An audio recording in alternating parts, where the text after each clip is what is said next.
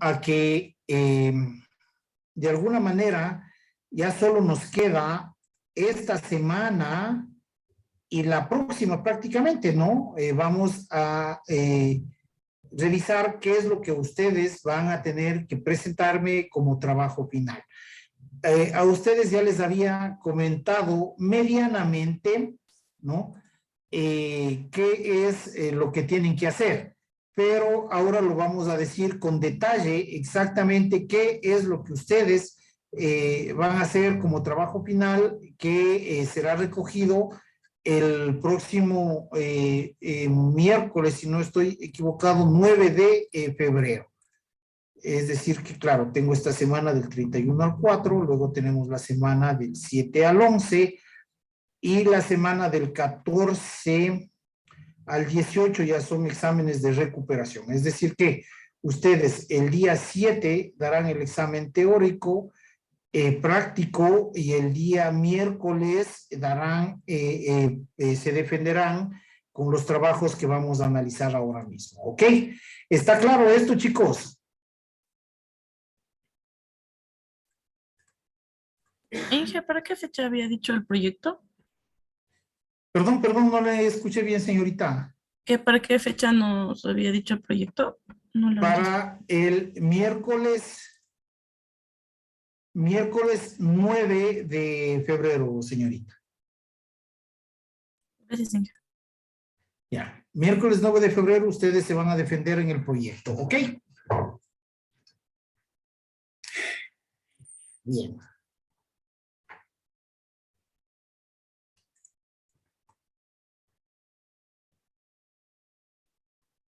Vamos acá.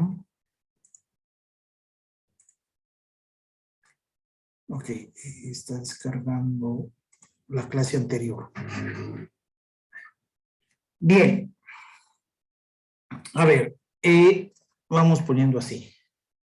Y les voy a grabar esta parte por un acaso ustedes quieran revisar nuevamente en qué va a consistir el proyecto, ¿no? Recording in progress. Ok, ahora estoy grabando. Sí, bien. El trabajo va a estar dado, jóvenes, para el 9 de febrero. Devuélvanme mi lápiz, por favor. Este lápiz. Ok. El trabajo va a estar para entregarse el 9 de febrero. ¿Ok? ¿En qué va a consistir el trabajo, jóvenes? Escucharán muy bien. El trabajo va a consistir en que ustedes van a tener que hacer ya una pantalla, es decir, que vamos a pasarle ya al contexto práctico todo lo que hemos estado haciendo, ¿no? Porque efectivamente hasta ahora nosotros ya tenemos modelos que hemos entrenado y modelos que hemos testeado, ¿no? Sus modelos prácticamente, ¿ok? Ya tienen el modelo entrenado, ya tienen el modelo testeado, etcétera, cosas, ¿verdad? Pero claro, este modelo entrenado y testeado, ¿de qué nos sirve? Ahora mismo no le vemos una aplicación práctica si es que le tenemos así visto desde este punto de vista, ¿no es cierto? Entonces, bien, ¿qué es lo que vamos a hacer? Una aplicación para que esto de alguna manera sea una aplicación práctica, lo que ustedes hayan hecho sea una aplicación práctica. Supongamos, jóvenes, que mi proyecto fue desde un inicio, ¿no? Definir a una persona, perdón, a una persona si es o no es sujeta de crédito y hasta cuánto, y si es sujeto de crédito, hasta cuánto podría ser sujeto de crédito. Supongamos que ese fue mi proyecto inicial, ¿no? Entonces, en función de eso, efectivamente, yo vine armando todo mi base de datos transaccional. De mi base de datos transaccional capturé los datos para mi DW, y de mi DW, efectivamente, lo que yo hice es construir un dataset, ¿no? Entonces, claro, aquí yo tengo este dataset, ¿sí? Y claro, este dataset lo que ahora mismo va a tener es características, ¿no es cierto? ¿ok? Que van a estar enmarcadas en que esta característica sea X1, X2, X3 y hasta, más bien dicho, hasta XN características, ¿no es cierto? Y en el mismo contexto que vamos a tener la observación 1 hasta la observación enésima observación, ¿no? Entonces, bien, nosotros tenemos esto. Ahora, ¿qué es lo que tenemos nosotros que hacer en esta aplicación que nosotros vamos a crear? ¿No? Aquí, supongamos que X1 para mí era la edad, ¿ok? X2 venía a ser, yo qué sé, el género, ¿ok? X3 podía ser el estado civil, por ejemplo, ¿no? El estado civil. ¿Ok? Y hasta que XN tenga alguna característica. ¿Ok? Entonces, en esta pantalla, ustedes van a tener que, y fijaránse bien, ¿no? Que aquí este X1, X2 y X3 hasta este XN van a corresponder a estos mismos X1, X2, X3, XN, ¿no? Y vamos a hacerlo así, para que coincida todo y no haya confusión, ¿ok? Entonces, estos son exactamente los mismos. Entonces, claro, ustedes aquí, ¿qué van a hacer? Por ejemplo, en su pantalla van a pedir que ingrese la edad, ¿no? Y claro, le dan un combo para su edad. Le van a decir, elija el género, ¿no? Yo que sé, aquí ustedes van a tener un combo box, ¿no? Un combo box en el que se despliegue el género, ¿ok? Van a tener el estado civil, ¿ok? ¿Ok? Igual en el estado civil pueden tener un combo box, ¿sí? Para que ustedes elijan el combo box. Y así sucesivamente distribuyen en todo esto todas las características. Y claro, estas características de aquí, jóvenes, estas características de aquí tienen que ser las mismas características que están acá. Me refiero a las variables, más no a los valores, ¿no? ¿Por qué? Porque claro, los valores están aquí, ¿no? Aquí. Y con estos valores nosotros entrenamos esta red, ¿cierto? Y con el dataset de testeo, vamos a ver, supongamos que aquí tenemos un dataset de testeo y aquí también tenemos un X1, un X2, un X3 hasta un XN, ¿no? Entonces, esto es mi testeo, ¿cierto? ¿Ok? Ok, y claro, aquí también tengo valores, ¿cierto? Que corresponden a estas características, ¿ok? Pero tienen que ser las mismas. No pueden estar cambiadas, no pueden estar alteradas, no pueden estar, inclusive, ya vamos a hablar de ese tema, ¿no? Ya vamos a hablar de preprocesamiento de datos, preprocesamiento de señales y un preprocesamiento en el contexto de imágenes, ¿no? Un poquito de todo. ¿Ok? Tienen que estar en el mismo, inclusive en el mismo orden, el mismo tipo de dato que ustedes entrenaron y testearon el modelo, tienen que ingresar acá. ¿Ok? Una vez que ya ingresan esto de aquí, efectivamente ustedes tienen un botón. Una vez que dan el botón de aquí, el OK de aquí, esto de aquí tiene que mandarse a procesar, ¿cierto? Es decir, que ustedes van a tener un vector X, ¿cierto? En el que tengan como elementos X1, X2, X3, hasta XN. ¿Ok?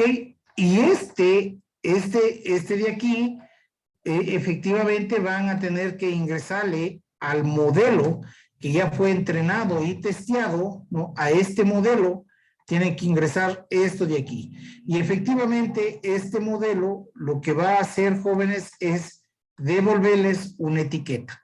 ¿Ok? Y claro, ustedes aquí pueden poner una etiqueta que les diga, ¿no? En forma de cadena, y aquí no va pues a poner, no, le devolvió 1, 1. le devolvió 2, 2, negativo, esto no.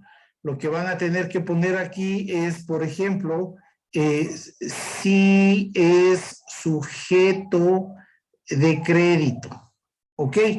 Eso es lo que vamos a tener que poner ahí, ¿ok? Pero insisto nuevamente, ¿no? Nuevamente,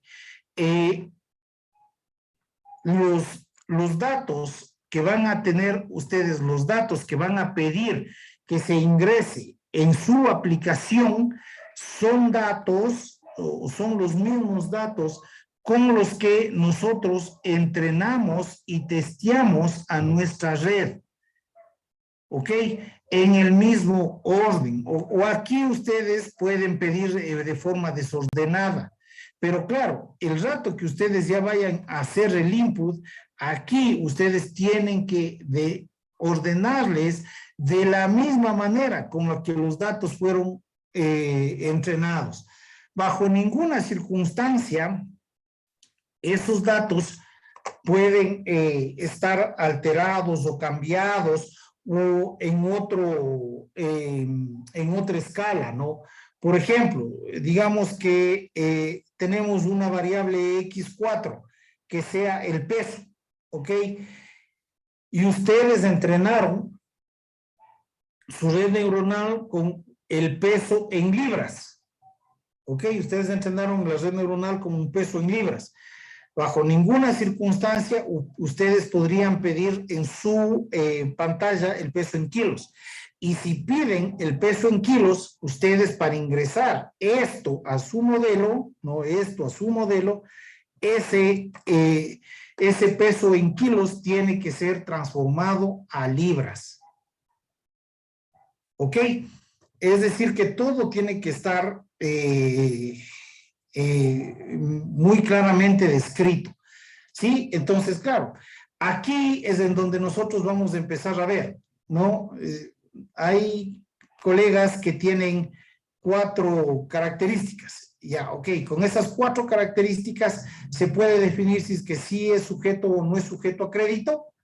Aquí es en donde nosotros vamos a poder definir si es que esto de aquí, ahora esta pantalla que está aquí va a ser la función de un gerente, ¿no? Entonces, esta pantalla se va a poner en la posición del gerente y decir, ok, con la edad, con el género y con el estado civil, yo puedo definir si le doy o no le doy un crédito, ¿no? Entonces, aquí es en donde se mide la insistencia que yo he venido teniendo durante todo este semestre de que generemos bien la base de datos transaccional, analicemos de manera adecuada, bajo criterios definidos para extraer datos para nuestro DW.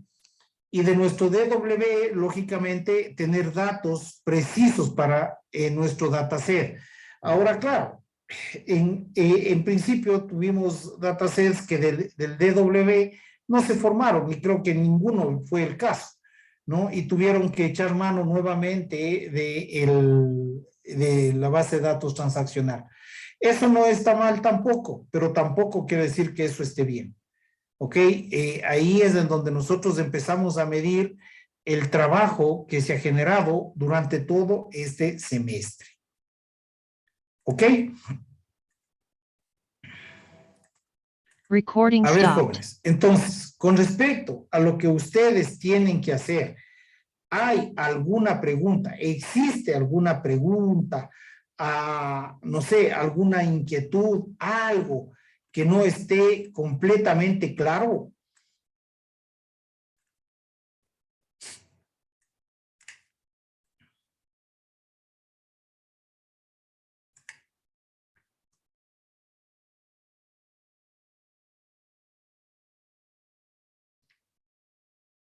Jóvenes. Y que disculpe, ¿y en qué tenemos que hacer la pantalla?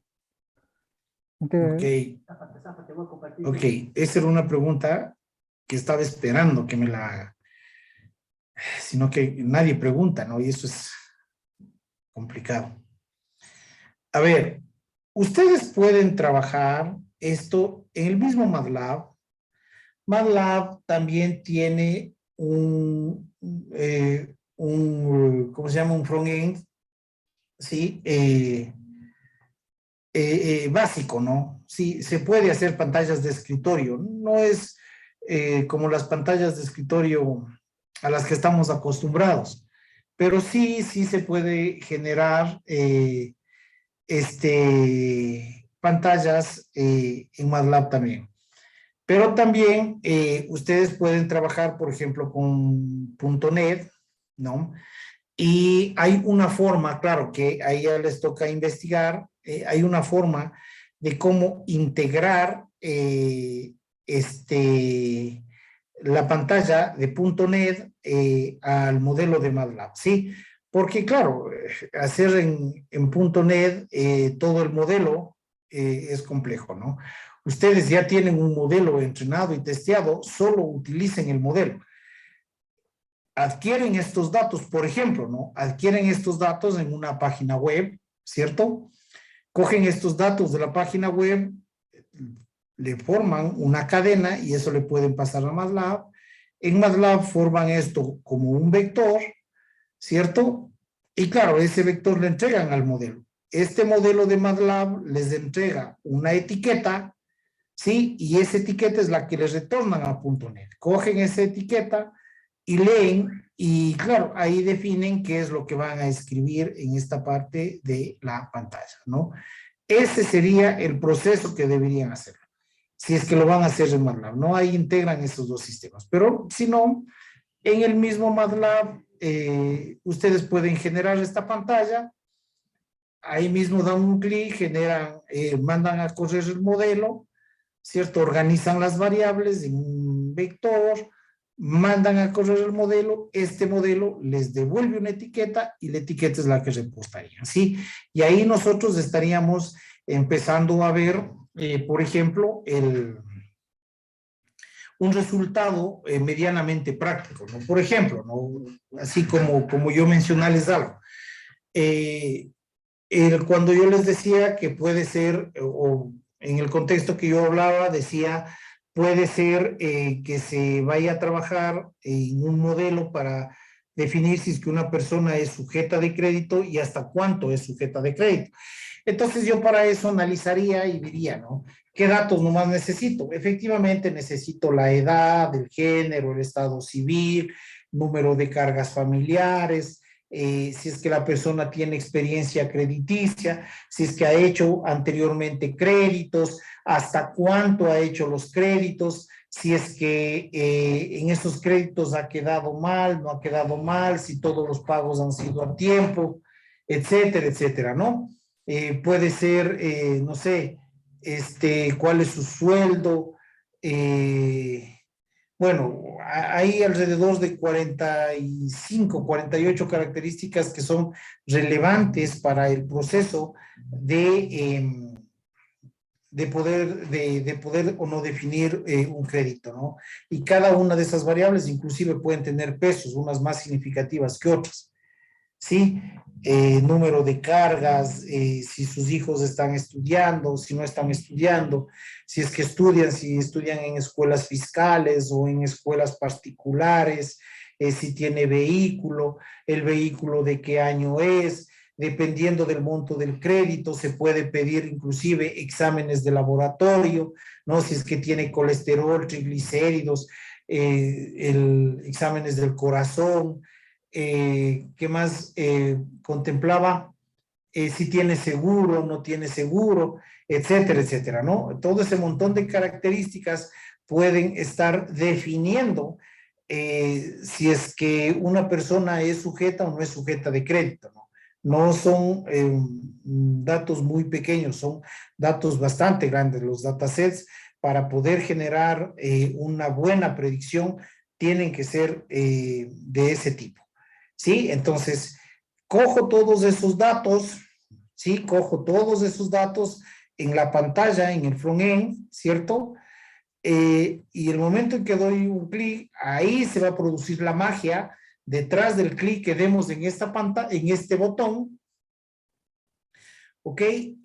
Ahí, ¿qué es lo que va a pasar? Primero, empezamos a coger estos datos que tenemos aquí. Es decir, en este contexto que estamos hablando, ¿dónde está? Devuélvanme mi lápiz aquí. En este contexto que estamos hablando, aquí estaría el X1, aquí estaría el X2, aquí estaría el X3 y yo que sé, por aquí podría estar un XN. ¿Ok? Entonces, claro, en este contexto ustedes cogen todas estas características, las organizan en forma de un vector, les entregan al modelo y les devuelven. ¿Sí? Y esa sería la parte de una aplicación práctica realmente en todo este proceso que hemos venido llevando a cabo. ¿Ok? Insisto, ¿no? Este es un proceso que se ha llevado desde tener una base de datos transaccional, ¿no? Una base de datos, database, transactional database, ¿ok? En donde, claro, efectivamente tenemos muchas tablas normalizadas, ¿cierto? Normalizadas y estas tablas, pues efectivamente están vinculadas unas a otras. De esta base de datos transaccional, nosotros hemos pasado a un DW, a un Data Warehouse, ¿cierto? ¿Ok? En donde evidenciamos tablas de hechos y tablas de dimensión, ¿ok? Y de este DW nosotros hemos pasado a un DS, ¿sí? A un dataset, ¿ok? En donde nosotros podemos evidentemente, un dataset en donde nosotros podemos evidenciar observaciones y características, ¿sí? Características que describen cada una de estas observaciones conjugadas, todas las características de aquí, describen evidentemente a un problema. Ahora, claro, estos datos de aquí son los que a nosotros nos están ayudando a que podamos predecir, ¿no? Si es que sí o si, bueno, hay casos en los que tenemos modelos de clasificación binarios, ¿no? En donde nosotros decimos 1 o 0 o 1 y 2 o cualquier otro valor, porque recordemos que son legalmente representación de categorías o son variables categóricas. Sí, entonces es irrelevante si es que tiene 0 o si tiene 1 o si es 100 o si es 1000. ¿Por qué? Porque son variables categóricas, es solamente la representación de una categoría. ¿Ok? Pero sí que es importante los atributos o características que describen a esta observación o a este problema, ¿sí? Entonces, esos datos son los que de alguna manera entrenan los modelos de Machine Learning, testean los modelos, ¿no? Una vez que ya tenemos un modelo ajustado, ¿no? Con el máximo de exactitud posible, el mínimo error adquirido, nosotros podemos llevarle a un contexto práctico y este es el contexto práctico en el que nosotros vamos a trabajar y ustedes se van a desenvolver. Evidentemente, jóvenes, este es un trabajo que ustedes van a tener que presentar el 9 de febrero y van a tener que defenderse. ¿Ok? Este trabajo va a ser en grupo. La respuesta es sí. ¿Ok? Pero no va a ser una defensa trivial, es el trabajo final y ahí habrán preguntas desde el proceso transaccional hasta el proceso de predicción. ¿Ok? Y recuerden que las preguntas que ustedes respondan bien en grupo serán evaluadas para todo el grupo. ¿Ok? Aquí es en donde se evalúa el proceso que ustedes han llevado durante todo este semestre, durante todos estos 4 meses o 16 semanas efectivas de clases que hemos tenido. ¿Estamos de acuerdo, jovencitos? A ver, ¿alguna pregunta, duda, inquietud, novedad que tengan? Por favor, díganmela. Aquí les descifro esa novedad para que ustedes no tengan ambigüedad alguna. Adelante, jóvenes.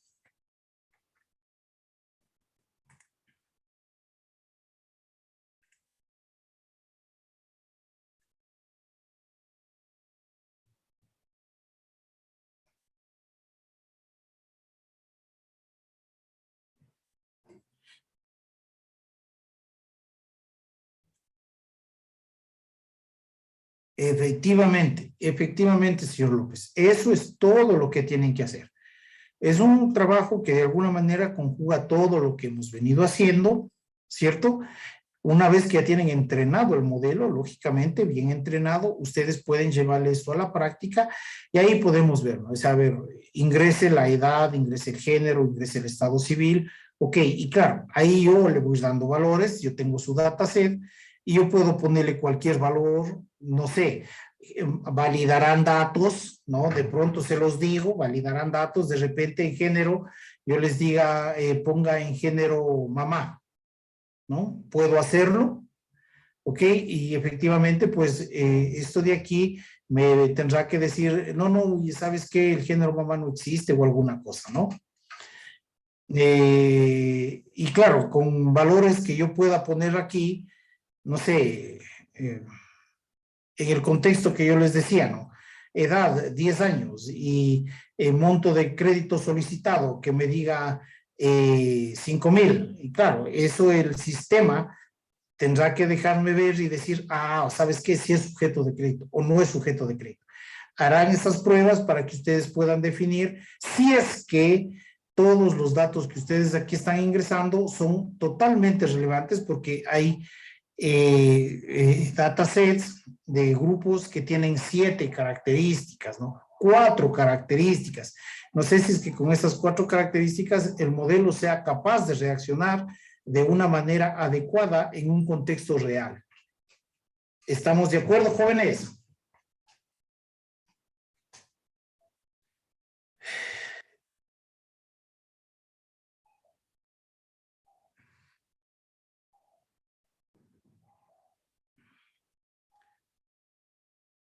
No es necesario que tengan los proyectos hechos a mano.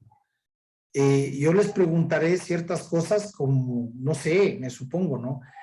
Cuénteme cómo al pasar de la base de datos transaccional al DW, ustedes preprocesaron los datos, por ejemplo, en un proceso de carga de datos o transformación de datos, ¿no? Ustedes saben que ahí tenemos un proceso intermedio en donde se adquiere datos, se transforman datos y se cargan datos, ¿no? Entonces, ¿qué es lo que hicieron ahí? ¿Cómo lo hicieron? ¿Qué pasa con esto?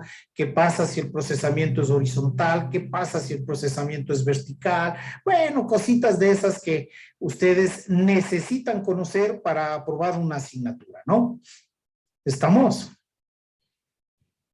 Fíjense que les estoy diciendo lo que voy a hacer desde ahora hasta el 9 de febrero, para que puedan prepararse. Tienen 9 días prácticamente para prepararse. Fíjense que les estoy diciendo lo que tienen que hacer, para que ustedes no tengan problemas. ¿Ok? Bien, ¿alguna otra pregunta? ¿Alguna otra pregunta, jóvenes? Recuerden que el día lunes 7 de febrero también ustedes tendrán que dar la evaluación teórico-práctica, ¿no? Ya acabaron de dar una evaluación práctica. Ya lo dieron. Y de propósito, el día miércoles, hay muchas cosas que no entiendo de lo que hicieron. El día miércoles van a tener que defender ese proyecto también, ¿no? ¿Cómo se llama? El trabajo que hicieron, porque en realidad si es que yo califico lo que está ahí, no voy a tener notas agradables, más bien notas bastante desagradables.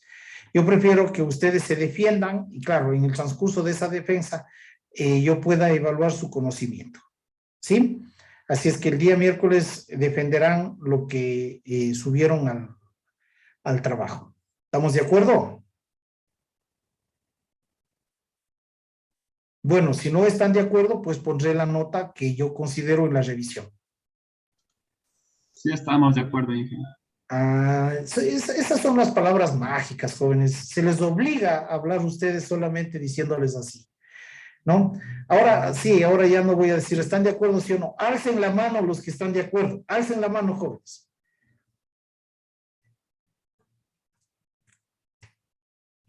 Eso. Los que no están de acuerdo, pues igual, ¿no? Me dicen cuál es el contexto del por qué no están de acuerdo, si es que tenemos que solucionar o simplemente pues se puede evidenciar que ya nos han abandonado y lógicamente ya no están en clases, ¿no?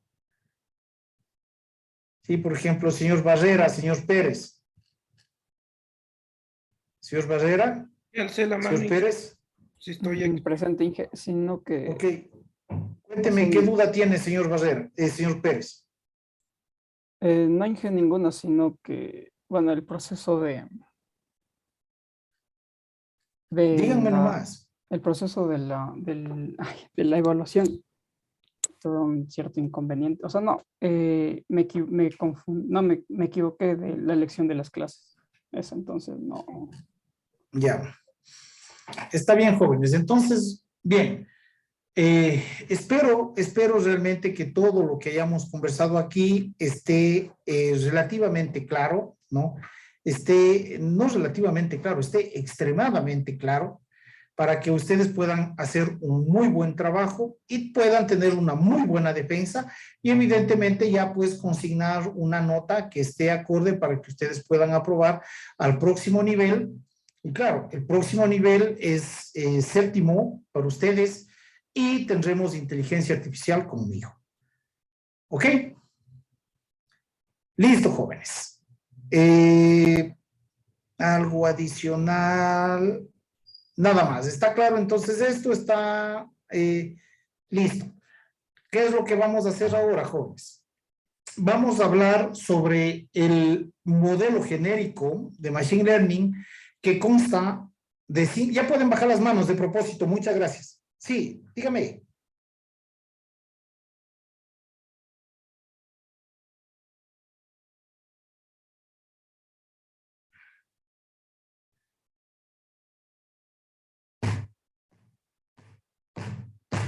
Denme un segundo. Ya pueden bajar la mano, jóvenes.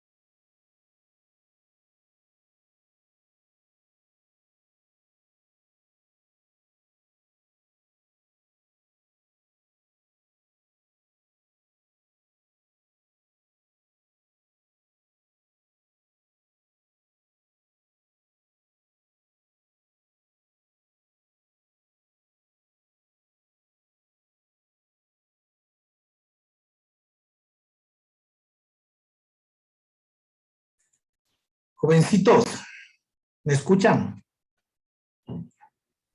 A ver, efectivamente, jóvenes, el día 7 de febrero hay el proceso de vacunación. Y claro, yo realmente me comunicaron hoy, pero la verdad no me percaté de mi planificación. Y eso se va a convertir en un problema. Lo que pasa, jóvenes, es que eso me quita tiempo.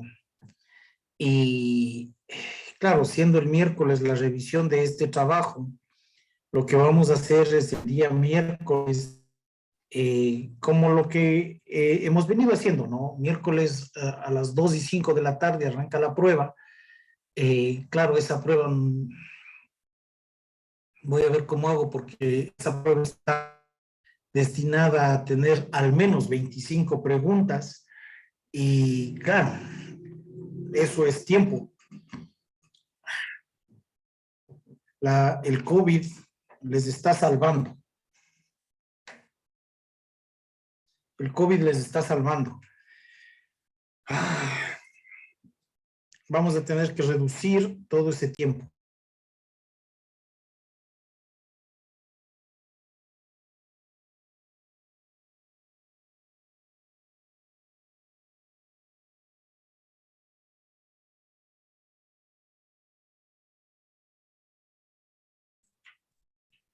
Ok, jóvenes, ¿me escuchan?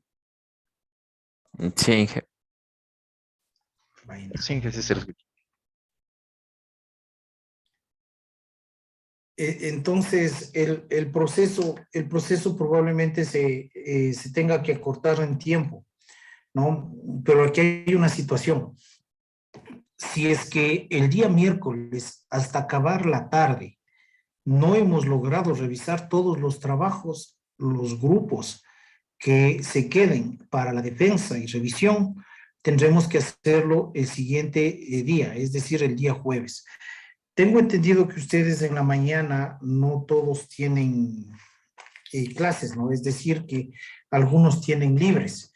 Entonces, ahí tendremos que ponernos de acuerdo para que el día jueves puedan defender sus trabajos. ¿Estamos claros, jóvenes?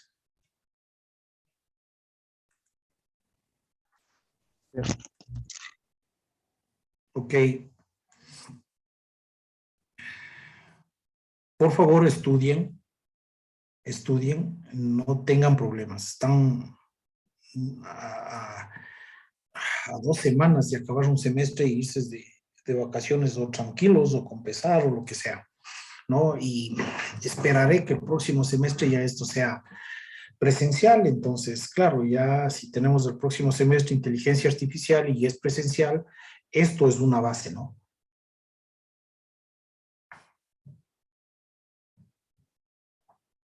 Ok. ¿Qué más? ¿Qué más? ¿Qué más? ¿Qué más? Nada más. Bien. Dígame, señor El día Barrera. de la presentación del proyecto es la prueba teórica. Sí, señor Barrera. Sí. Efectivamente, el día 9 de febrero va a ser la prueba. Y ahí se complica. Legalmente me compliqué en tiempo, señores.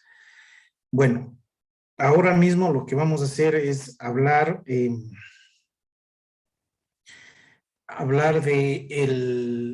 tema o hablar del modelo y del módulo de básicamente extracción de, preprocesamiento. En el contexto del procesamiento de señales de los datos adquiridos por nosotros y en algo de imágenes, a pesar que esto quedará topado muy poquito en el tema del preprocesamiento de imágenes, porque el próximo semestre en inteligencia artificial tendremos bastante tiempo para hablar de imágenes, ¿no? Entonces, bien, ¿a qué se refiere, jóvenes? Recordarán ustedes, ¿dónde está mi lápiz? Hombre, se está perdiendo el lápiz, se me está bloqueando, no hay el mouse. Algo le pasó a mi máquina, creo que es hora de apagarle. Tengo como 3 semanas que no se apaga. Y claro, ahí me está ocasionando problemas.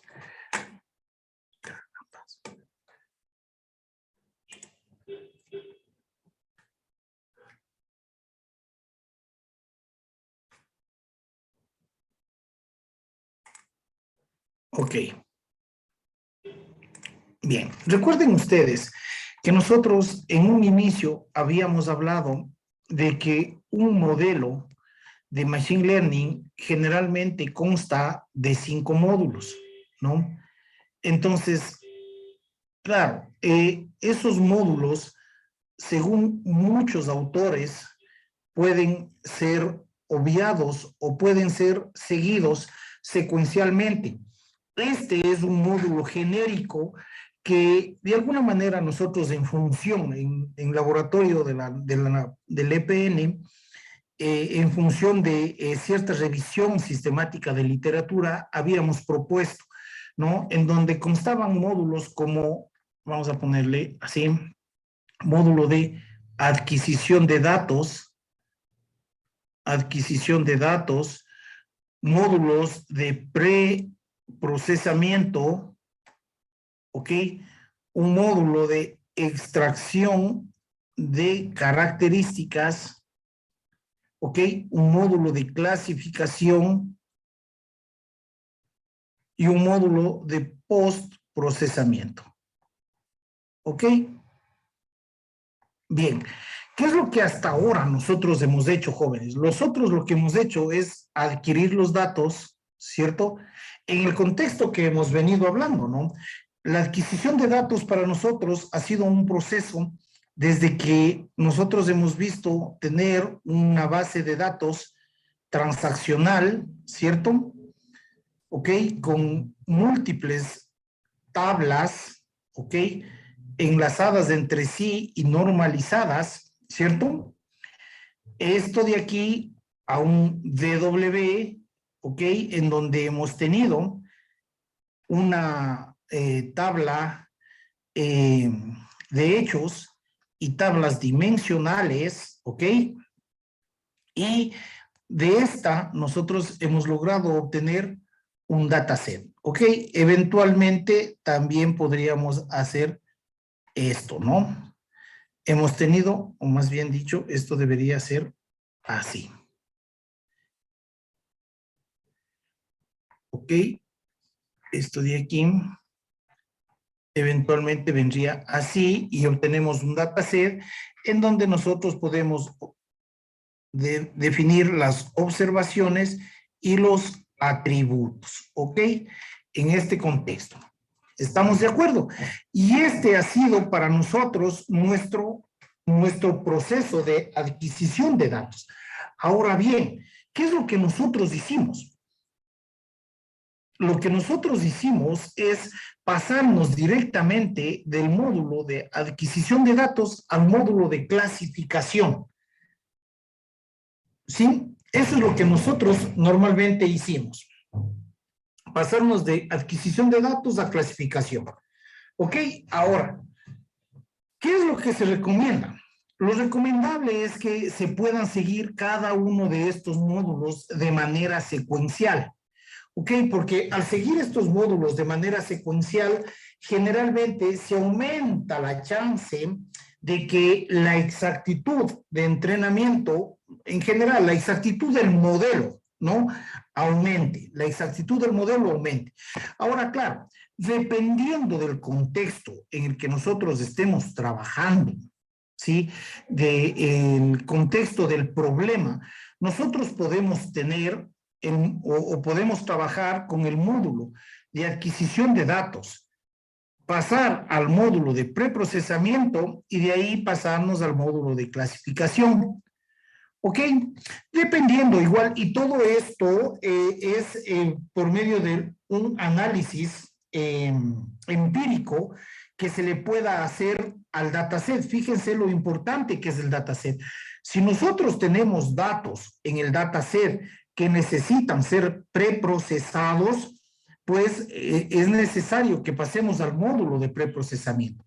Ya vamos a hablar de los métodos de preprocesamiento y por qué podríamos aplicar esos métodos de preprocesamiento, ¿no? En el mismo contexto, podríamos nosotros tener directamente, ¿no? La adquisición de datos, pasarnos a la extracción de características y de ahí pasarnos a la clasificación, ¿cierto? Saltándonos el proceso de preprocesamiento. En el mismo contexto, depende mucho de cómo estén el dataset. Ya vamos a ver en qué circunstancias se utiliza el proceso de extracción de características, ¿no? El fin de semana yo estaba revisando unos papers y me encontré con un paper en el que mencionan que igual por experimentación ellos hablan claramente de que utilizar el módulo de extracción de características es extremadamente importante, debido a que este aumenta la chance de que el modelo tenga una mayor exactitud. Pero claro, ahí añaden algo, porque eso nosotros ya sabíamos. ¿Qué añaden? Que es mejor extraer características que trabajar con los datos los datos crudos, así sean pocos, ¿no? Pero claro, si es que tenemos 4 características, hacer una extracción de características a 2 o a 3 es imposible, ¿no? O sea, eso más allá de mejorar la exactitud, lo que va a hacer es empeorar la exactitud, ¿no? Pero bueno, eso el corto tiempo lo dirá, porque ya el 9 de febrero tenemos que tener ese resultado listo. ¿Ok? Entonces, claro, y estos métodos de preprocesamiento o extracción de características pueden eventualmente ser saltados. ¿Qué es lo que más se recomienda? Que todos estos módulos se puedan ir siguiendo de manera secuencial, entendiéndose que todos de alguna manera van a llegar al proceso de clasificación, ¿no es cierto? Entonces, nosotros muchas veces hemos hablado o han escuchado hablar de minería de datos, ¿no? Data mining, minería de datos.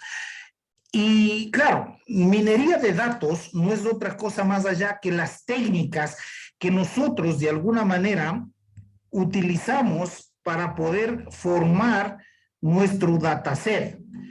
Y claro, a estos datos, esto de aquí sería data mining, ¿no? Pero a estos datos organizados, estructurados de alguna manera, les vamos a aplicar clasificadores, ¿ok? Y estos clasificadores son los que de alguna manera van a extraer los datos minados. Ok, entonces, claro, aquí en clasificación, recordarán ustedes que habíamos hablado que podemos tener contextos como aprendizaje supervisado, aprendizaje por refuerzo o aprendizaje no supervisado, ¿no? Entre los más populares y más conocidos, porque hay otras formas más de aprendizaje. Y específicamente en todo esto que estamos hablando, nosotros vamos a ubicarnos en el contexto de aprendizaje supervisado. ¿Ok? Permítanme una situación. Recording in progress. En el contexto de aprendizaje supervisado, ¿sí? Ahora bien, en este contexto de aprendizaje supervisado, nosotros nuevamente nos enfocamos solamente en las redes neuronales artificiales, ¿no? Sabiendo que existen muchos más algoritmos de clasificación. En el mismo contexto de redes neuronales hay una gran familia en aprendizaje supervisado, hay una gran familia, ¿no? Como por ejemplo, yo que sé, KNN, árboles de decisión, máquinas de soporte vectorial, ¿no? Y hablando de Deep Learning hay una gran familia igual, ¿no? LSTM, etcétera, etcétera, ¿no? Redes neuronales convolucionales,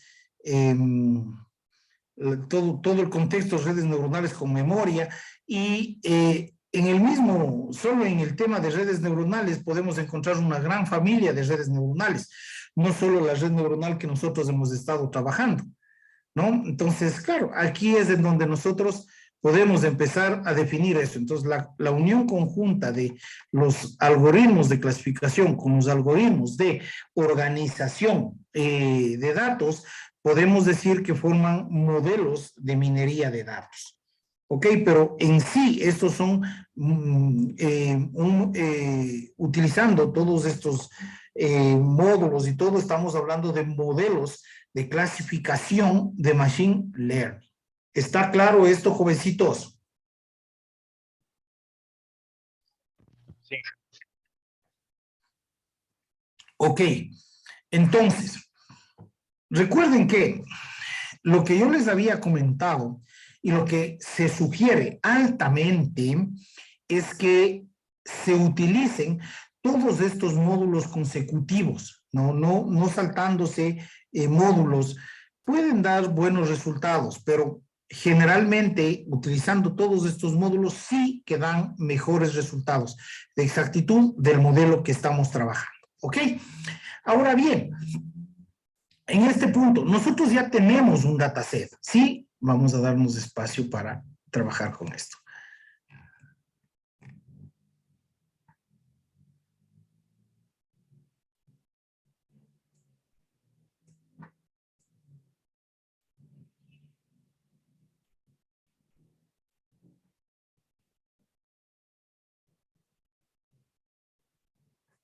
Ok.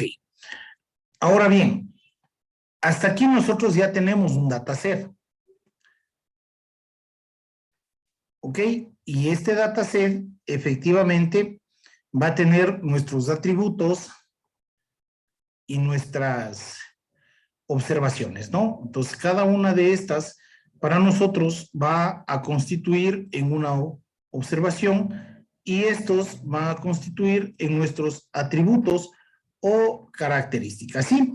Entonces, claro, en este punto nosotros podríamos decir que tenemos desde la observación 1, observación 2, observación 3, hasta la enésima observación. Y en el mismo sentido, vamos a tener el atributo 1, el atributo 2, el atributo 3, hasta el enésimo atributo. ¿Ok? Notarán que es una N minúscula y una N mayúscula, ¿no? No estoy hablando de la misma N. ¿De acuerdo?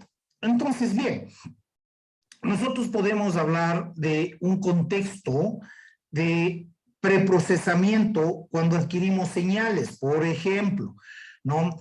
¿Qué pasa si es que nosotros estamos trabajando, digamos que en una fábrica, ¿no?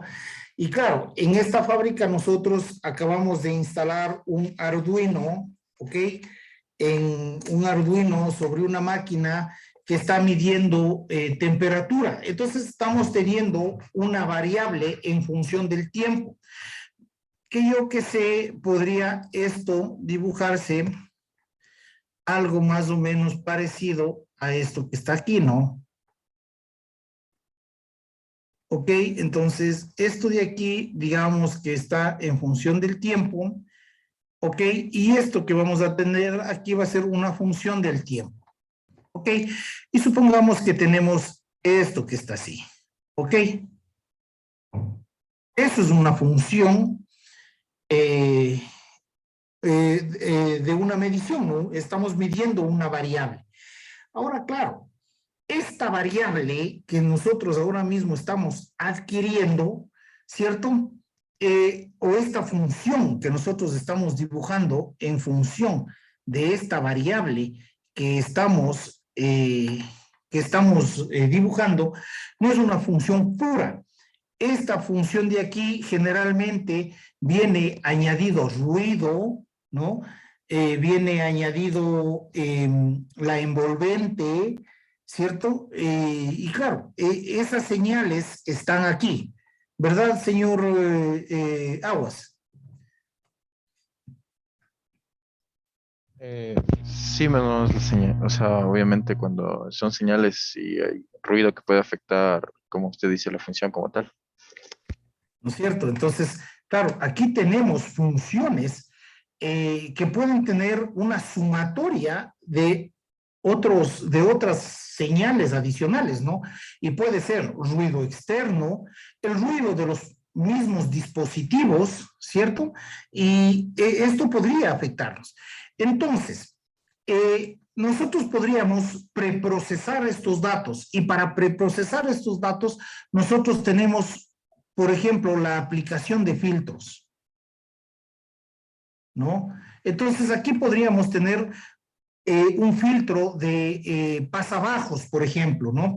En donde un filtro pasabajos, ¿qué es lo que eventualmente va a hacer? Va a hacer un suavizamiento de la señal, ¿no? Y eso nos podría dejar en una posición en la que nuestra señal podría estar de esta manera, ¿no? ¿Sí? Más o menos así. ¿Ok?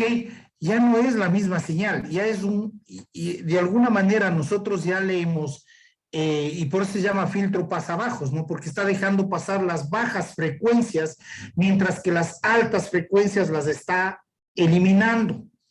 ¿Ok? ¿Por qué se hace esto, jóvenes? Generalmente, si ustedes se fijan aquí, ¿no? Lo que estamos haciendo es suavizando esta señal, ya no hay ese pico brusco, sino está de cierta manera suavizada esta señal, ¿cierto? Aquí se puede también observar.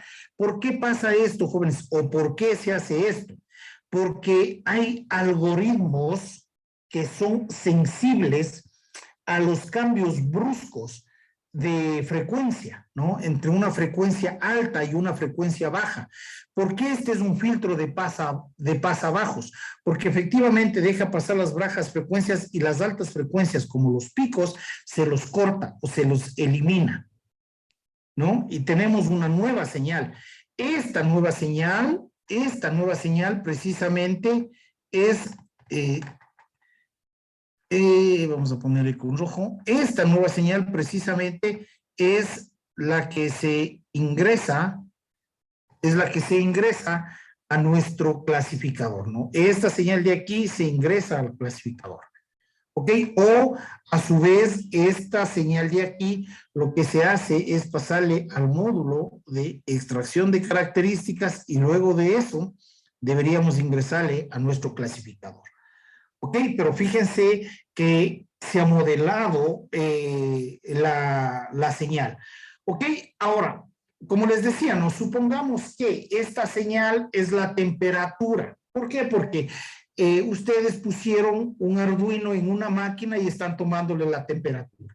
Para en función de las veces que se subió la temperatura o lo que sea, ustedes poder predecir o poder generar un modelo de regresión en el que se pueda decir, ¿sabes qué? A esta máquina ya le toca hacer un mantenimiento, ¿no? Y claro, no puede ser solo una señal, sino muchas señales que ustedes pueden adquirir durante este proceso de la fabricación, ¿no? Ok, pero no solamente esto puede constituir una señal. En el contexto en el que nosotros hemos venido trabajando, jóvenes, en el que nosotros estamos trabajando, y sobre todo en el proceso de adquisición de datos que ha tenido que venir desde la base de datos transaccional hasta un DW y a partir de ahí un DS, ¿cierto? Para nosotros, ¿qué es una señal? Una señal para nosotros precisamente constituye esto que está aquí. Cada observación para nosotros es una señal. ¿Ok? Cada observación para nosotros viene a constituir una señal. Una señal de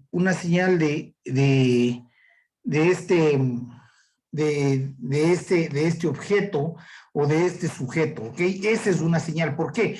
Porque esta función, precisamente, y ahora sí vamos a dibujarlo así, esto de aquí, ¿ok? Para nosotros va a determinar el comportamiento que esta persona, este X1, ha tenido, ¿no? Entonces, claro, nosotros podríamos tener un comportamiento de este tipo, ¿ok? Dependiendo de los valores que tengamos. Es una función desconocida, no sabemos qué función es, ¿no es cierto? Entonces, claro, todos estos valores, esos X, van a ser precisamente atributos o variables o características que están definiendo el comportamiento de esta persona, ¿ok? Entonces, claro, ese comportamiento de alguna manera, en nuestro contexto, ¿cierto? Esto de aquí va a tener una etiqueta verdadera, ¿cierto? Pero este es el comportamiento que se define. Y ese comportamiento está dado con esta función de aquí. ¿Ok? O esta función, más bien dicho, está dibujada o adquirida con todos esos datos que nosotros acabamos de obtener, ¿no? De hecho, si ustedes dibujan, fíjense bien, si ustedes dibujan los datos de su dataset, por ejemplo, de cualquier dato que corresponda a una etiqueta 1, ¿no? Y luego, pues, ustedes se van al sujeto o a la observación enésima por acá, ¿cierto? Y dibujan también esa función con todos esos datos.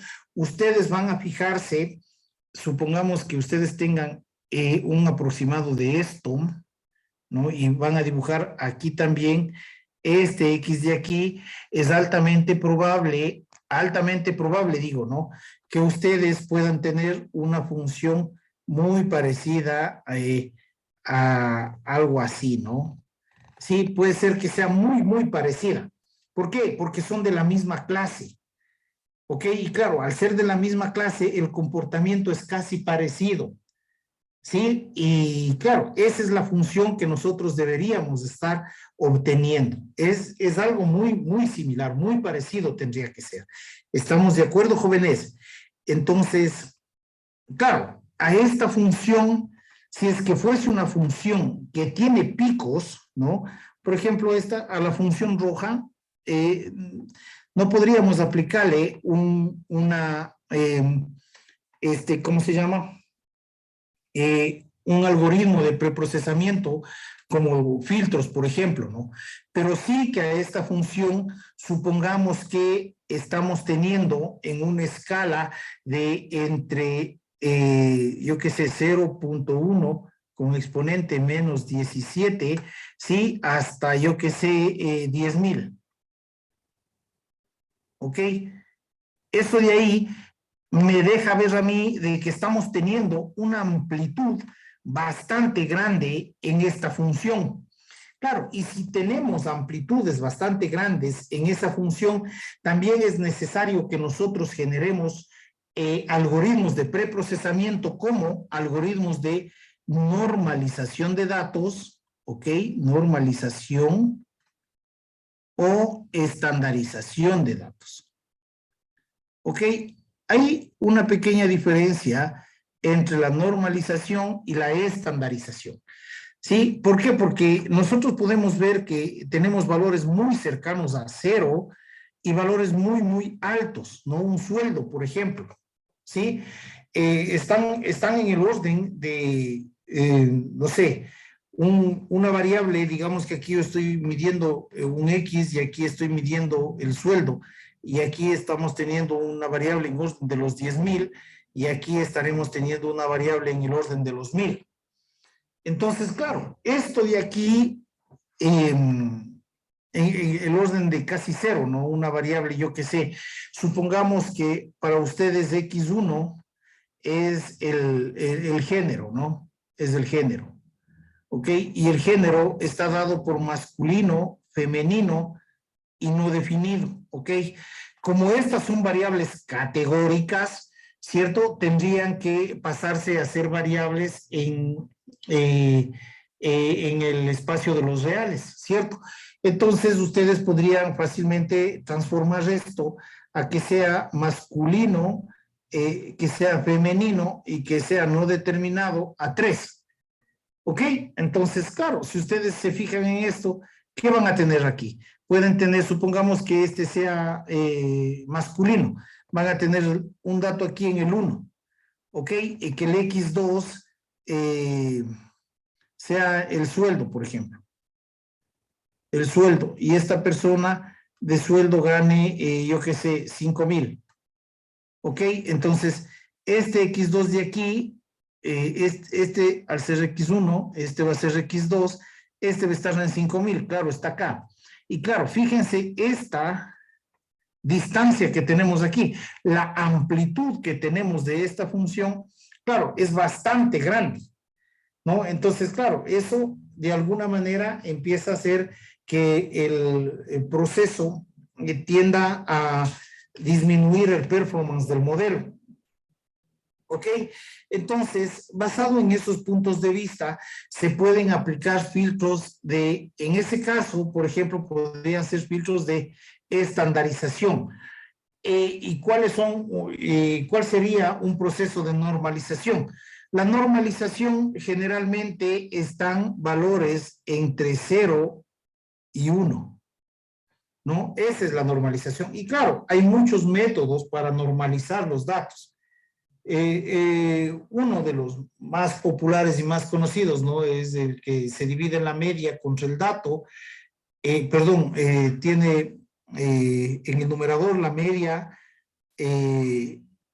o el dato menos la media y divide para el dato y la suma del dato y del dato subsiguiente, me parece que es, ¿no?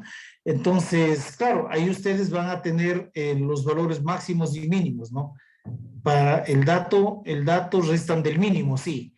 El dato restan del mínimo y ese es el divisor, ¿no? Y claro, ahí ustedes si hacen eso, van a tener valores de entre 0 y 1, pero atentos jóvenes, verán, escucharánme bien.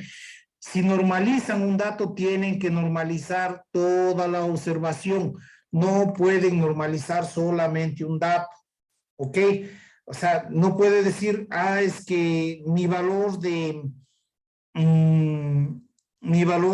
¿cómo se llama esto? El sueldo es el valor que yo tengo muy alto. Entonces, solo normalizo el sueldo. Y claro, ahí el sueldo le va a quedar, yo que sé, en 0,5, ¿ok? Entonces, eso no es correcto. Tienen que normalizar todos los datos, ¿ok? Para que les quede en una sola escala. Entre 0 y 1, ¿ok? Ya, también otra técnica legalmente de normalización es que ustedes le pasen al dato por una log-sig. ¿Por qué? Porque, claro, la log-sig, recordarán ustedes que tiene valores entre 0 y 1. Entonces, claro, todos estos datos que van a estar aquí, en esta sección de aquí, van a tener valores intermedios, ¿no? Ni 0 ni 1, pero van a tener valores intermedios. Y claro, ya saben, la log-sig, ¿a qué se refiere, no? 1 sobre 1 más a la menos n, ¿no? Entonces, claro, ahí les va a dar valores de entre 0 y 1. ¿Ok? Y eso sería también otra forma de normalizar los datos.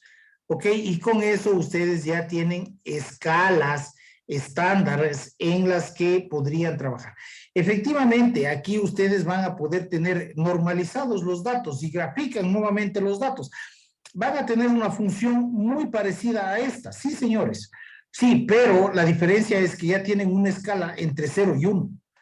Y eso adicional aumenta el rendimiento disminuye el costo computacional, aumenta el performance del modelo, debido a que ya no se van a tener que hacer operaciones con números extremadamente grandes. Recuerden que nosotros tenemos que de alguna manera coger esos valores, multiplicarlos por los pesos y claro, eso de ahí pasar por una función de activación y todo eso de ahí, si trabajamos con valores muy, muy grandes, eso puede resultar un problema al final en el costo computacional del algoritmo o del modelo, ¿no?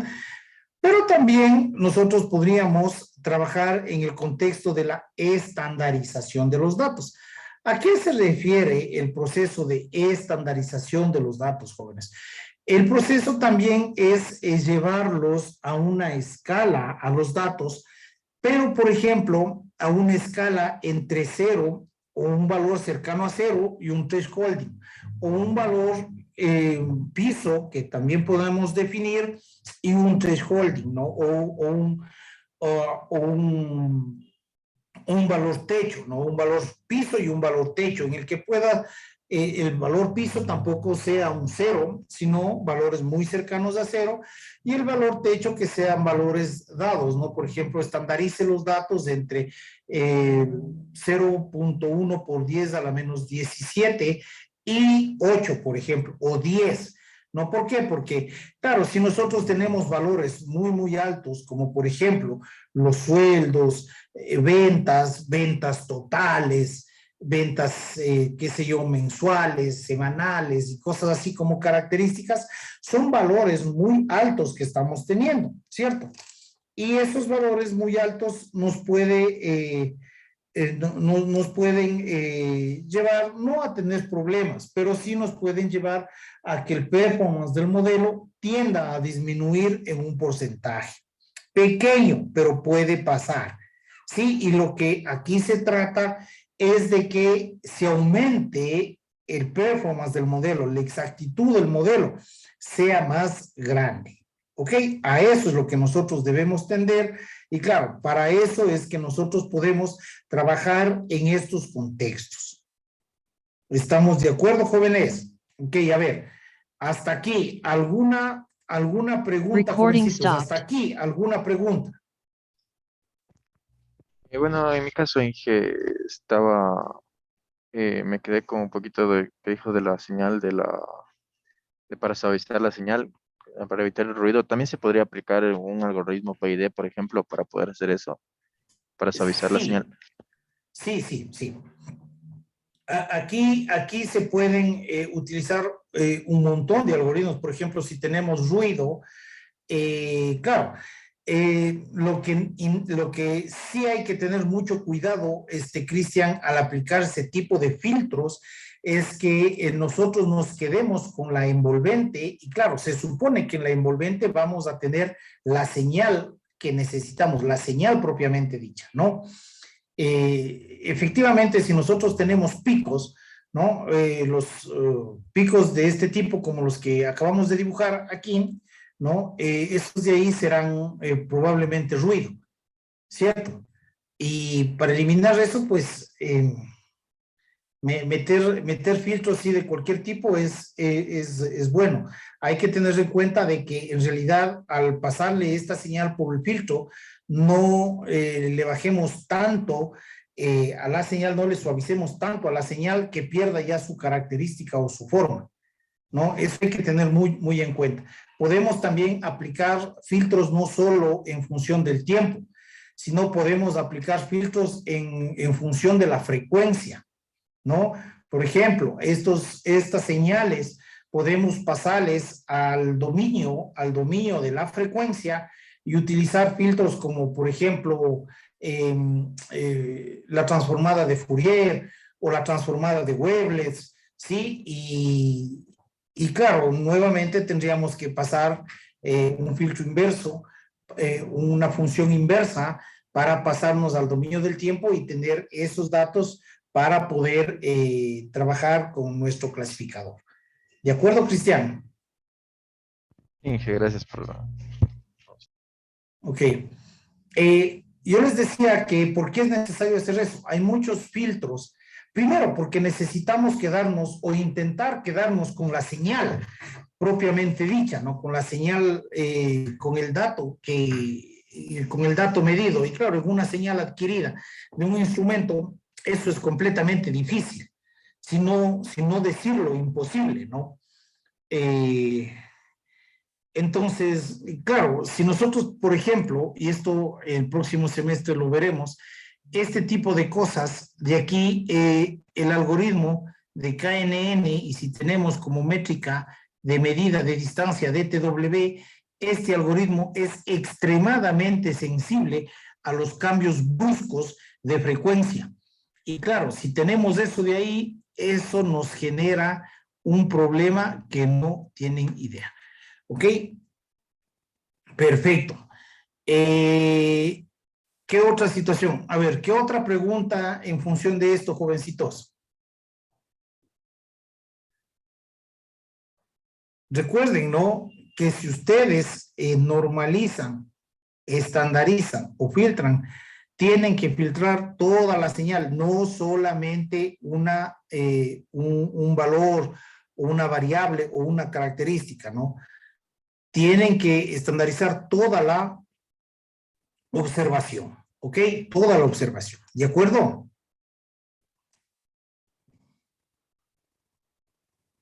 Inge, otra Jóvenes, consulta. dígame, Cristian.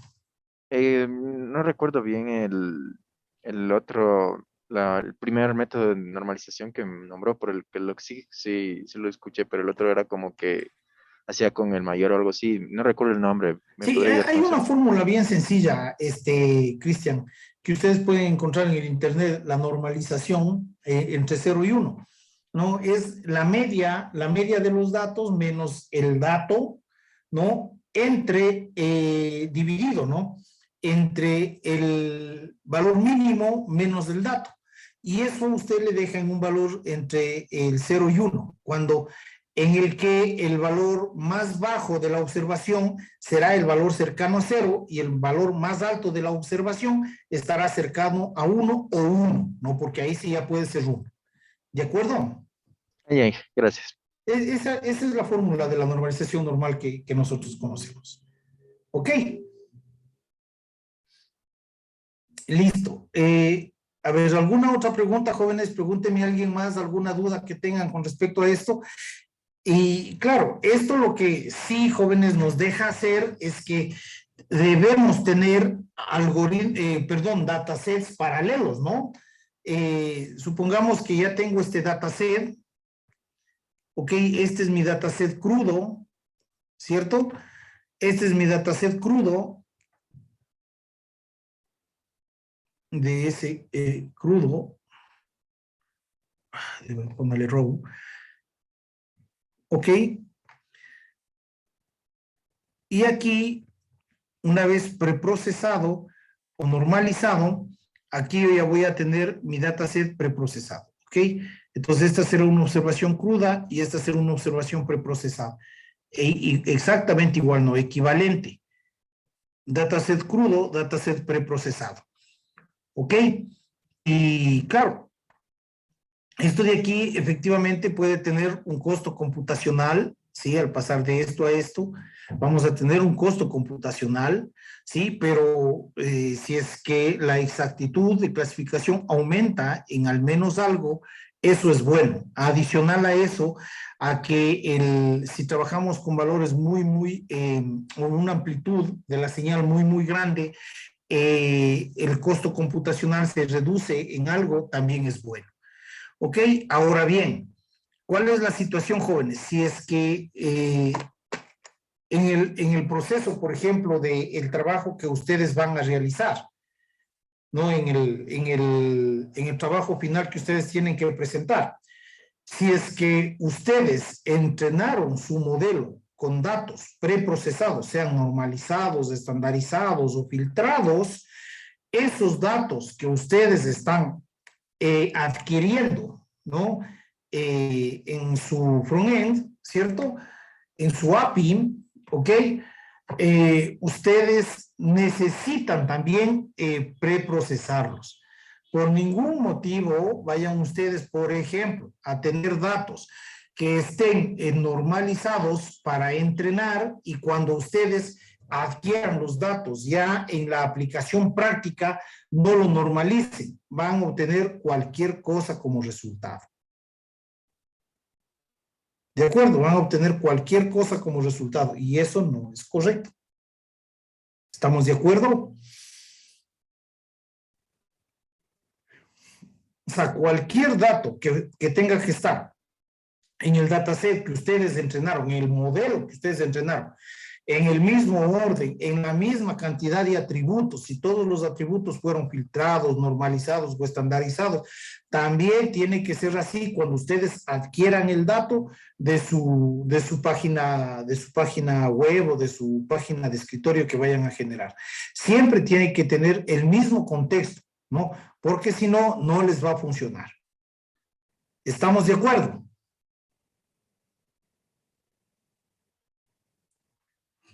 Ok, Sí, asumo que sí. sí, Inge. Perfecto, muchachos. Denme un segundo adicional.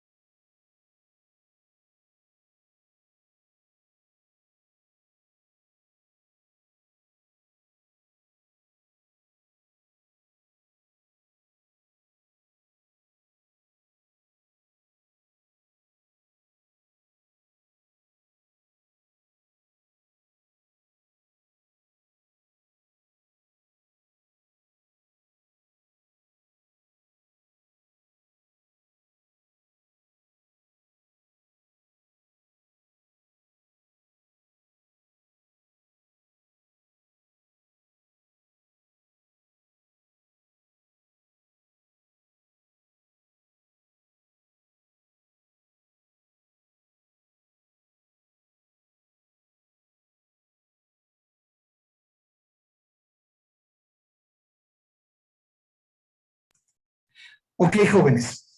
Entonces, bien, ese sería más o menos el contexto en el que nosotros podríamos trabajar cuando hablamos, evidentemente, de señales, ¿no? De señales. Una señal puede ser adquirida mediante un sensor, como es el primer caso, ¿no? Este caso de aquí, ¿ok? Este caso de aquí, o datos en los que nosotros podemos dibujar el comportamiento de un individuo, ¿sí? Como que fuese una señal adquirida. ¿Ok? Estos son técnicas que nosotros podremos utilizar en este contexto. ¿Ok? Ahora bien, ¿qué pasa, jóvenes? ¿Qué pasa si es que en algún momento ustedes necesitaban hacer el trabajo con una persona para hacer, por ejemplo, procesamiento digital de imágenes? ¿Ok? El procesamiento digital de imágenes, como les dije, nosotros vamos a tener un amplio espacio para tratar el próximo semestre. Pero en el contexto de preprocesamiento, especialmente de imágenes, nosotros debemos entender claramente que vamos a trabajar, o al trabajar con imágenes, nosotros vamos a tener, vamos a borrar todo esto, vamos a tener matrices. Una imagen no es nada más allá que una matriz, ¿ok? Ya vamos a dibujar eso de ahí. Ok, permítanme borrar esto. Ya todo esto de aquí.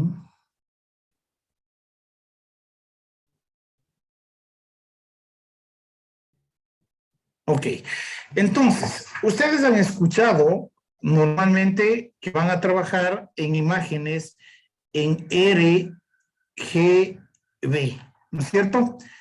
Eso quiere decir que van a trabajar en imágenes en el espectro rojo, red, green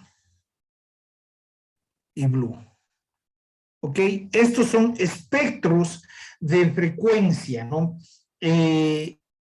Espectros de frecuencia en los que la longitud de onda de estos difiere. Por ejemplo, el rojo está en una longitud entre 0.6 y 0.7 nanómetros. ¿Ok? El espectro green está entre 0.5 y 0.6 nanómetros. ¿Ok? Y el espectro azul está entre 0.4 y 0.5 nanómetros. ¿Ok? Ese es todo el espectro que nosotros podemos ver. Ahora, claro, una imagen, ¿cómo se presenta o cómo se representa una imagen? Una imagen no es nada más allá que la representación de una hipermatriz en la que nosotros vamos a tener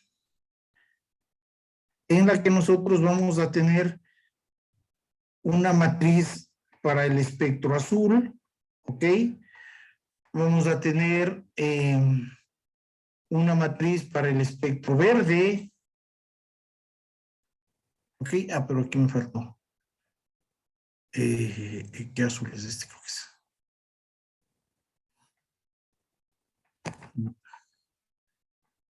Este. Ok, esto sí ya es una matriz. Ok, si no, no era una matriz lo que yo estaba dibujando. Ok, vamos a tener una matriz para el espectro verde.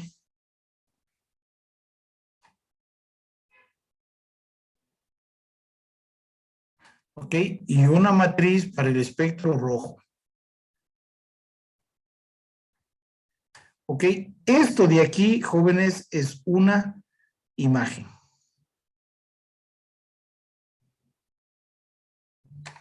¿Sí? Esto es lo que nosotros podemos identificar como una imagen a color. En donde, jóvenes, cada píxel, ok, va a tener un valor. Ok, digamos que ese píxel tiene el valor de 100, este píxel verde va a tener el valor de 120 y yo que sé, este píxel azul va a tener un valor de 80. ¿Ok? Entonces, todos estos píxeles están en el rango de entre 0 y 255. ¿Por qué? Porque 0 se interpreta como que fuese negro, ¿no? 0, no hay nada, el color es negro. Y 255 se interpreta como que fuese 1, es un color blanco. ¿Ok? Cada uno de estos píxeles o estos valores que están aquí en estos píxeles es la intensidad luminosa, ¿sí? Con la que el sensor fue excitado, con la potencia de esa longitud de onda que fue excitado el sensor, ¿no? Cada longitud de onda embebido en sí va a tener una potencia. ¿Ok? Y esa potencia es la que le excita al sensor y claro, la intensidad con la que ese sensor es excitado precisamente es el valor que nosotros tenemos aquí como intensidad luminosa y ese es el valor de un píxel. ¿Ok? Cada uno de estos píxeles tiene 8 bits, ¿sí? Es decir que ¿cómo se forman estos valores? 1, 2, 3, 4, 5, 6, 7, 8. Ok, entonces aquí vamos a tener 1, 2, 4, 8, 16, 32, 64, 128. Ok, entonces para que sea el valor de 80, ¿cómo sería el valor de 80? ¿No? En 64 más 64, 70, 74, 80 sería aquí 1. Y esto sería 0, 0, 0, 0, 0, 0. Estaránse pendientes de lo que estoy haciendo, de pronto se me va por ahí algo, ¿no? 120. Entonces, claro, para que sea el 120, 128 que ya me pasé, aquí sería 64 más 32 son 96, más 96 más 16 serían 96, ya me paso. 112. Sería, aquí, y ¿cuál más sería aquí? 0, 0, 0, ¿no? Eso tengo 2, 4, 6, 8 y 6, 14, 14, ¿van a decir que ese es el 120? 64, No, 32, 16, 8. ajá, 64, 32, 16, 8, sí es correcto. Aquí esto estaría al revésado, ¿no? Ah, caramba. Este de aquí, tiene que salir de aquí. Tengo 34, 64, 36, raya, 0, 0, 0, ¿ok? Y el valor rojo me quedaría en 100, que sería 64 más 32 son 96 y 4 son 100, así quedaría, ¿no? ¿Cierto? Entonces, esto de aquí es lo que nosotros está representado en cada uno de estos píxeles. ¿Cierto? Eso es una imagen, jóvenes. Esto es una imagen en color, ¿de acuerdo? Una imagen en RGB. ¿Ok? Red, green y blue. Ahora bien, esta es una imagen adquirida, es una imagen adquirida de modo crudo, ¿cierto? Todos ustedes tendrán esos teléfonos inteligentes, esos smartphones que toman fotos clarísimas y súper nítidas y todo, ¿no?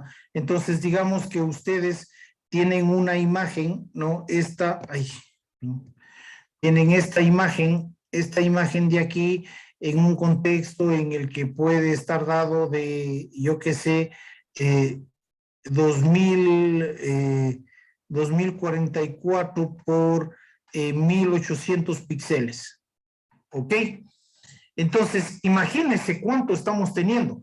Cada una de estas matrices tiene 2044 filas por 1800 columnas. Cada una de esas matrices. Entonces, imagínense eso de ahí con toda esta cantidad de bits. Claro, hagan cuenta y ese es el peso que les va a dar de una imagen, ¿no? ¿Cuánto pesa una imagen? Puede pesar megas una imagen, ¿cierto? ¿Por qué? Porque es la suma de este montón de bits que tenemos aquí. ¿Está claro? Entonces, claro, si nosotros llevamos al contexto de visión por computadora, este tipo de cosas de aquí, nosotros sabemos que ahora trabajar con matrices de ese porte es bastante complejo, ¿no es cierto? Entonces, una parte del preprocesamiento de esto, de esta imagen, es que de esta imagen de aquí, ¿cierto? De esta imagen en RGB que nosotros tenemos, ¿ok? Podríamos llevarle a una sola matriz en escala de grises. ¿Ok? Esta es una sola matriz en escala de grises. ¿Ok? Y claro, aquí ya no voy a trabajar con 3 imágenes, sino solamente con una imagen. ¿De acuerdo? Ahora, imaginen ustedes que tenemos ya, está bien, ya no vamos a trabajar con 3 matrices. Ya hemos reducido las 3 matrices a solamente una. ¿Ok? Ahora bien, ¿qué pasa si es que esta matriz tiene, por ejemplo, ruido, jóvenes? ¿Qué es el ruido? El ruido en una imagen puede ser que eventualmente ustedes encuentren en una imagen punteada puntos negros, ¿no? ¿Sí? Eso es ruido en una imagen. Entonces, para evitar ese ruido, también se aplican filtros. ¿Sí? El próximo semestre estudiaremos filtros de ese tipo. Un filtro de medias, ¿sí? Un filtro de pre-width, pero generalmente puede ser un filtro de medias, un filtro de la moda, ¿ok? Que puede estar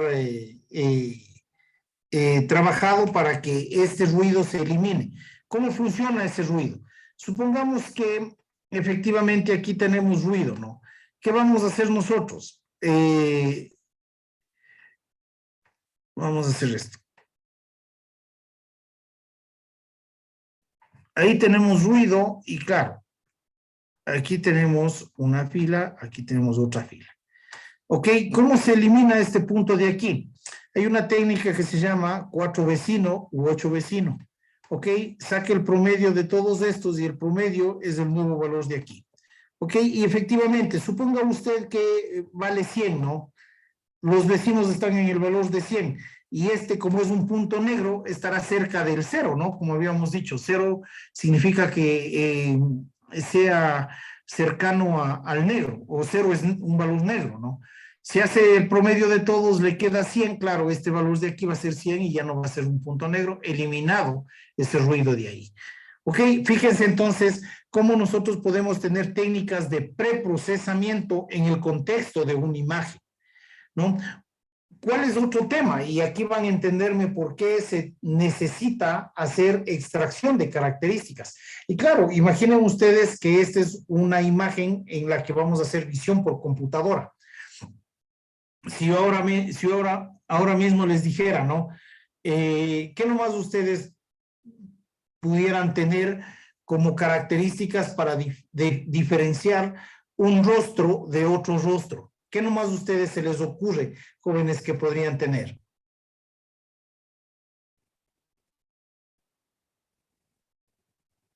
Jóvenes. Ok, ¿cómo? Exacto. Ya. Ok, sigan sumando. ¿Cuántas características ya nos dijo el señor López? La simetría entre la distancia entre los ojos, el tamaño de los ojos, la distancia que hay entre el inicio y que termine la nariz. Ok, 3. ¿Qué más, señor López?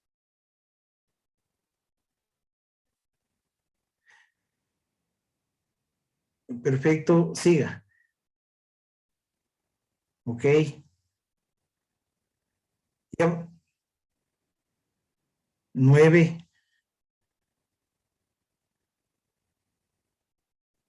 Y algunas otras más que podría el señor López o nosotros imaginarnos, ¿no?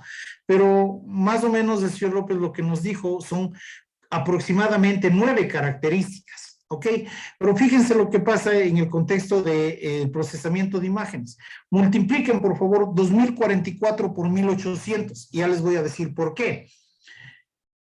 Está claro y sabido que nosotros a un algoritmo, ¿cuánto es, señor López?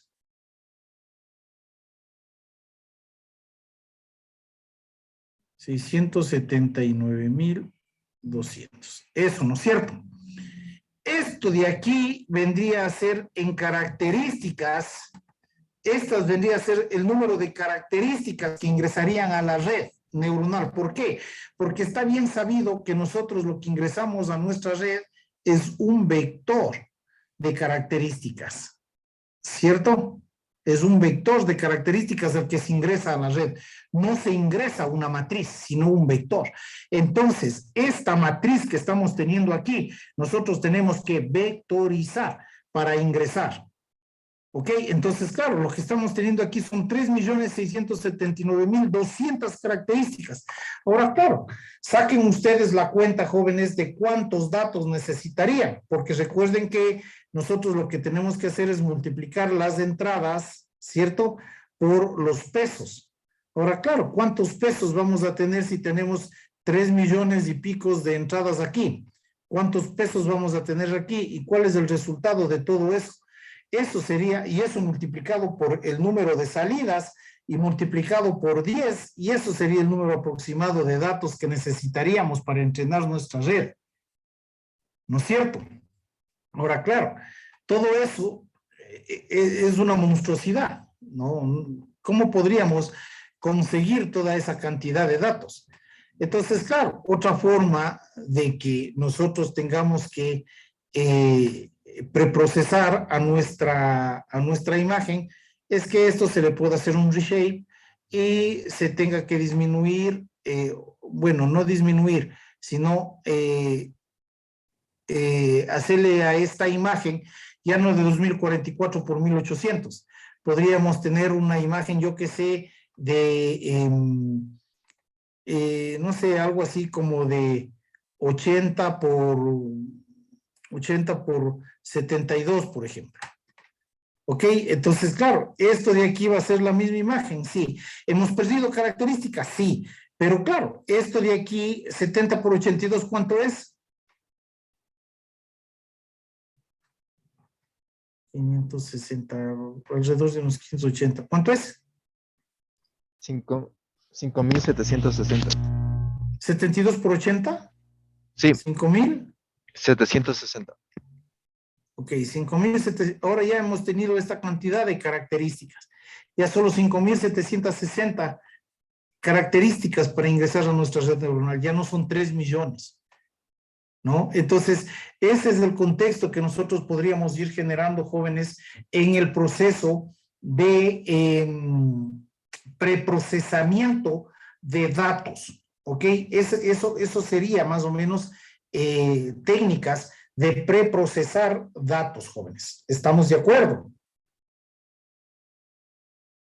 Y claro, imagínense teniendo todo ese montón de datos, ahí necesariamente, aquí necesariamente tendríamos que hacer una extracción de características para poder ingresar menos datos todavía a esta red, porque claro, con 5,760 todavía es un montón de datos los que necesitamos.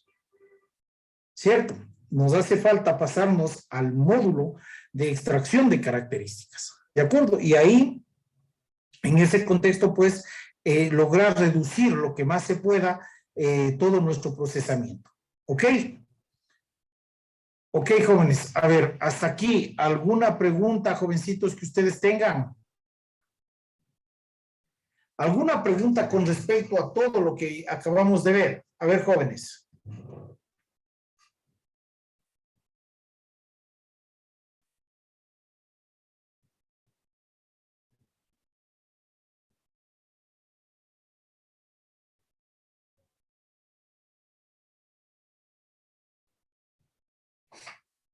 ¿Alguien, alguna pregunta, alguna novedad, alguna cosa? Ok, ¿no quieren hablar? Dígame, Cristian. Bueno, en este caso, lo que me estaba fijando un poquito de el rango de nanómetros que ocupa cada color, en este caso, ¿en qué influencia también a lo que es el procesado o no tiene mayor influencia el rango de nanómetros? A ver, ¿en qué influye eso? Y claro, bueno, esa es otra técnica podía haberla mencionado, ¿no? ¿Qué pasa si es que yo tengo una imagen demasiado opaca? ¿Y por qué tendría una imagen demasiado opaca? Porque todos los valores que habrían sido en algún momento censados por las matrices de censado de datos de las cámaras, por ejemplo, ¿no? Está llegando muy poca potencia y eso hace que tengamos valores entre cero y tengamos una imagen muy oscura, muy opaca. Entonces, claro, si nosotros ya sabemos procesar estas imágenes que van a ser el próximo semestre, podemos aclarar esa imagen.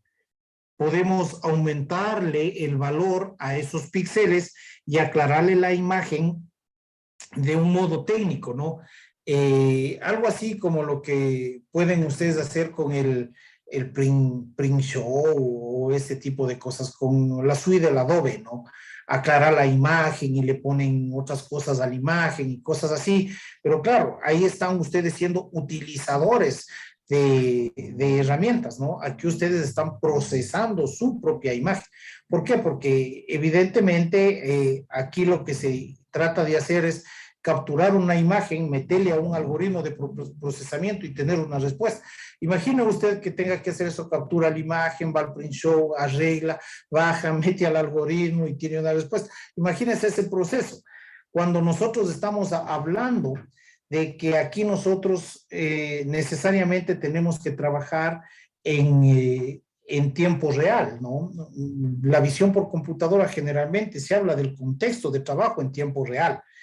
¿Y qué es trabajar en tiempo real? Todo este contexto que nosotros hemos visto, todo ese montón de procesos que nosotros hemos visto, tienen que darnos una respuesta en un tiempo inferior a los 300 milisegundos.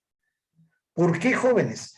Porque ahora mismo la neurociencia ya ha logrado descifrar que el cerebro, lógicamente esto ya sabíamos desde antes, ¿no? Que el cerebro lo que hace es pensar en imágenes, no piensa en palabras ni en números, sino se imagina.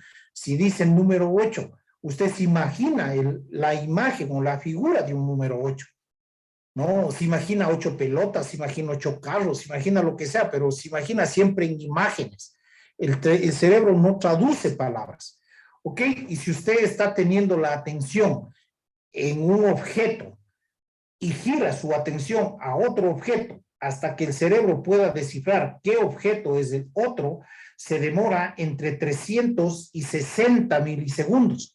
Entonces, claro, todo lo que sea inferior a 300 milisegundos en el contexto de visión por computadora es considerado como tiempo real. ¿Ok? Y claro, esto de aquí, todo este montón de procesos que estamos hablando tiene que ser en tiempo real. ¿Ok? Entonces sí que este contexto de los nanómetros influye. ¿Por qué? Porque en esta longitud de onda van a estar embebidos la potencia, ¿no es cierto? Y claro, la potencia es la que de alguna manera enciende los sensores o excita los sensores que van a formar las matrices de imágenes. Y esa potencia con la que estos sensores fueron excitados, que estuvieron embebidos en su longitud de onda, es de estos valores que nosotros estamos teniendo aquí. Ok, el 100, el 120, el 80, etcétera, etcétera. ¿De acuerdo, Cristian? Ya, Inge, muchas gracias, me queda más claro. Ok. ¿Algo más, jovencitos? Lo que quiere decir es que mientras una imagen tenga mejor resolución, obtendremos mejores resultados a la hora de procesar. No necesariamente, Kevin. No necesariamente. Porque, claro, usted puede tener una imagen muy clara, pero de 2044 por 1800. Entonces, claro, esta imagen de 2044 por 1800, lo que vamos a tener que hacer es preprocesarla y pasarle a una imagen en gris. Y esta imagen en gris va a seguir siendo una sola matriz, ya no 3, pero una sola de 2044 por 1800. Y claro, esta de aquí podría disminuir su dimensión a 72 por 80. Sí que eso va a ayudar que una imagen tenga una nitidez, una claridad. Sí que va a ayudar, pero no es determinante para que el modelo tenga mejores clasificaciones. ¿Ok? Esto depende muchísimo en el contexto de imágenes, depende mucho del método de extracción de características que se utilice. ¿ok? Y de ahí es de donde se derivaron las redes neuronales convolucionales, ¿ok? Deep Learning, las que adquieren características ellas mismo mediante un procesamiento. ¿De acuerdo, señor Barrera? Listo, Inge, gracias. Ok, ¿alguien más, jóvenes, alguna otra pregunta? Pregúntenme cualquier cosa, ninguna pregunta es disparatada, todo tiene sentido.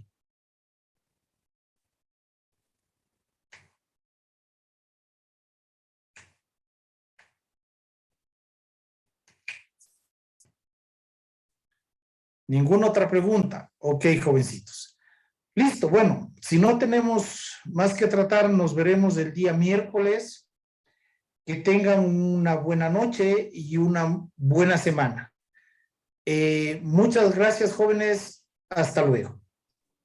Gracias, Gracias, Inge, hasta Inge, luego. igualmente. Gracias, Gracias, pase Inge. bien.